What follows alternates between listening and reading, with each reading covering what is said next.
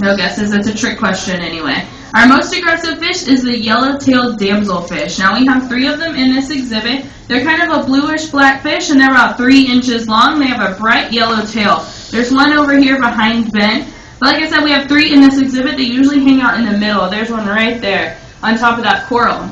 At least once a week, those yellow-tailed damselfish will try to bite our divers' hair, their arms, their legs, pretty much anything they can get into their mouth. So for being so tiny but being so feisty, we like to think of them as our underwater chihuahuas. So for our very last course, this is going to be dessert. Do you guys have any favorite desserts? Ice cream. Like what? Ice cream, that's a good one.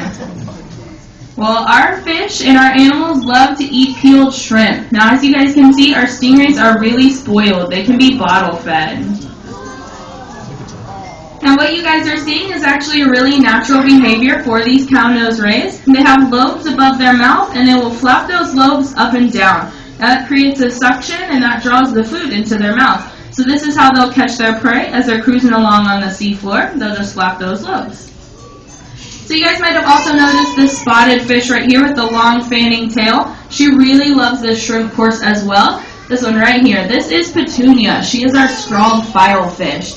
So Petunia likes that krill and this shrimp because her mouth only opens to about the width of a pencil eraser. Now also, if you guys check out Petunia throughout the rest of the show, she can change those black spots on her body to be different sizes and shapes or completely remove them so she just appears that tan color.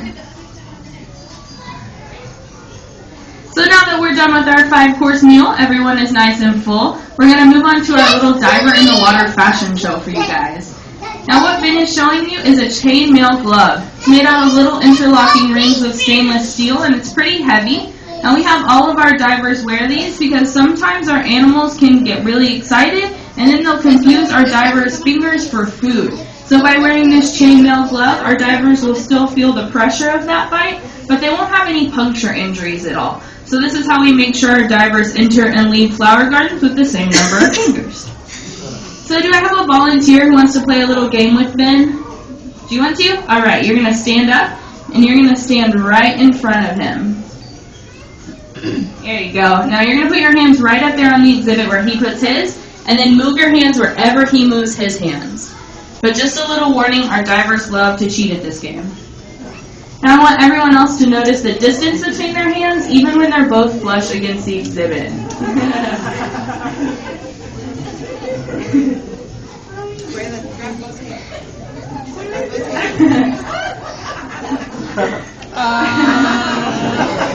That's tricky. Everyone give him a big round of applause. Thank you very much. You did an excellent job keeping up with him.